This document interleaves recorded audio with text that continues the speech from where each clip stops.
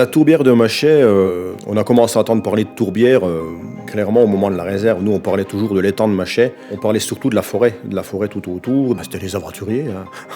On faisait des remontées, on remontait la goutte de Machet comme si on aurait entendu parler de quelqu'un qui remontait aux sources de l'Amazone. Hein. C'était... J'avais 16 ans. J'ai été faire une coupe de bois. C'était travail, bûcheron. On faisait 3 voyages par jour, c'est tout.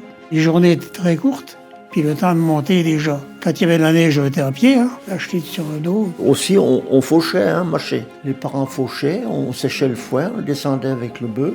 On montait jusque la route des Américains, là-haut. Il fallait un permis, ils payaient pour aller faucher. Toutes les feignes en forêt, c'était fauché. Nous, on allait à Moiré. Moiré, c'est un patois, c'est un petit lac marécageux. Bon, ça veut bien dire ce que ça veut dire.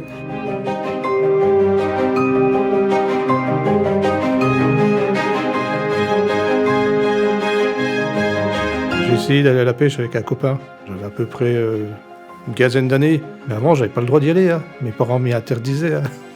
C'était trop dangereux. C'était rentré dans les mœurs, quoi. Tout le monde savait que c'était dangereux, qu'il fallait pas y aller, il fallait pas y aller tout seul. Je me souviens y être allé pêcher, mais ça nous semblait quelque chose de téméraire, quoi. Quand on est arrivé sur le bord du lac, proprement dit, pour nous c'était une victoire, quoi. On avait réussi à y aller.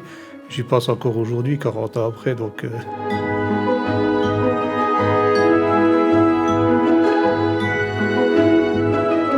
Ça a toujours pêché, là, au moins. C'était beaucoup les gens du coin de là qui allaient là.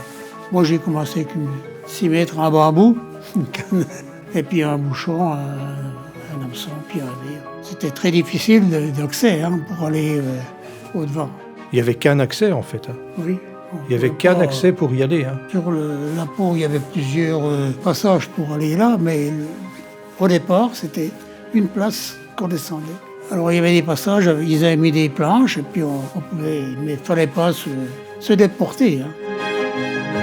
On parlait que de ça, de Machet. Qu'est-ce que c'était beau. Je sais pas, ça nous prenait dans les tripes. Là, on était là, on était heureux. On y allait le dimanche matin, on était bien une quinzaine de pêcheurs de Wildenstein, on partait tous ensemble, et puis on se limitait. Alors on s'appelait, combien que t'en as? 4, l'autre 5. Ça y est, j'ai mes 6, bon, toi t'arrêtes, et puis voilà. Et on repartait avec nos 6 tanches, quoi. Quand on allait au Grenouille, au Machet, alors attention. Hein. Alors on y allait de nuit, alors on partait le soir, à pied bien sûr. Mais avant le Machet, on était à 400 mètres, 500 mètres on entendait les grenouilles tellement qu'il y en avait. On les prenait à la main par paquet, c'était par paquet de 100 grenouilles ensemble. Alors, au lieu de prendre un petit panier, on y allait avec des sacs à patates. On remplissait des sacs à patates, mais on n'y allait qu'une fois. Mais ça veut dire que si vous y alliez la nuit, c'est que c'était interdit ou c'est... Oh, puis fort, vous payez cher la grenouille. Hein. Il se méfiait des naturalistes.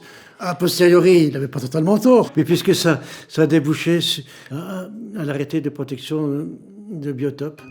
En fait, c'était un échange entre l'autorisation de construire le barrage de la Lande, en disant, OK, vous faites un barrage de la Lande, entre guillemets, en détruisant une tourbière qui est sur le lieu, et en échange, on met Machet en réserve. Sur le plan patrimonial, la disparition, par exemple, de la tourbière de la Feigne de la Lande a été dramatique, et on l'a mal perçu.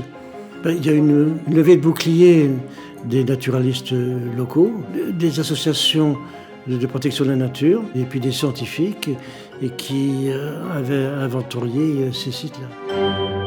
Peut-être qu'il n'y a pas eu la mesure de l'attachement des... Parce qu'on dit que oui, les Bressots sont attachés à leur terre, mais ça sous-entendait que si on lâchait du terrain là-haut, on perdait un peu de la souveraineté des Bressots sur le territoire là. Et ça n'a peut-être pas été expliqué aussi à l'époque. Vous dites que la montagne est belle, mais c'est parce que tous ceux qui nous ont précédés l'ont rendue belle.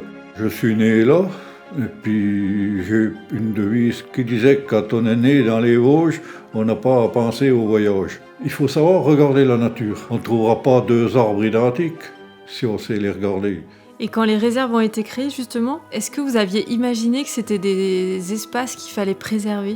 On n'en parlait pas à cette époque parce que ça se préservait tout seul par le fait, puisqu'il n'y avait personne pour rentrer dedans. C'était pas un problème. Il y a surtout une évolution dans le dérangement et dans le trafic par les touristes, et le monde qui vient dans ces secteurs. Le problème, c'est que les Vosges, le massif vosgien, c'est un petit territoire et on veut faire trop de choses dessus, quoi. La forêt, j'appelais les oiseaux. Hein. Alors, les petits oiseaux, ils croyaient que c'était un autre oiseau qui était pris par la buse ou par... Mais il y avait des oiseaux partout dans la forêt. Et où je suis surpris, mais ça fait peur. L'année dernière, j'étais au CEP, j'ai plus entendu un seul oiseau. Qu'avant, c'était plein d'oiseaux dans la forêt. C'est même effrayant parce que je me dis, si les oiseaux disparaissent, un jour, l'être humain, s'ils font les cons, si on fait trop les cons, il faut qu'on fasse quelque chose. C'est là aussi où vous comprenez l'avenir des réserves, parce qu'il faut des Très endroits... important. Je pense que c'est très important pour laisser quelque chose aux futures générations quand même.